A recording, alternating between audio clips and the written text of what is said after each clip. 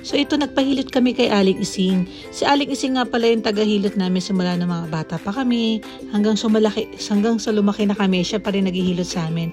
At yung last hilot ko sa kanya nung buntis ako kay Yenso. So ngayon na lumabas na si Yenso naman yung hinihilot niya. So grabe, ang tagal na namin siyang kakilala si Aling Ising. Medyo matanda na siya ngayon pero naghihilot pa rin talaga yung trabaho niya. Kasi pinahilot namin si Yenso dahil nga meron siyang lagnat at saka ubo. So, talagang subok namin si Aling Ising. Dito kami nagpapahilot. Nawawala naman. Alam mo naman yun. Parang nakasanayan na namin. Kaya lagi kami pupunta dito kay Aling Ising. So, ayan si Yenso. Medyo may lagnat siya. Pero ayan, yung medyo hinilot na yung ulo niya. Medyo sumarap na yung pakiramdam niya. So, halos nakatulog din siya after niyang hilutin. Pero syempre bata, medyo nakikilit kaya medyo umiiyak siya kanina. Pero okay naman siya guys. So ayan. Syempre kung tayong malalaki, di ba, ang sarap magpahilot lalo na pag may mga nararamdaman.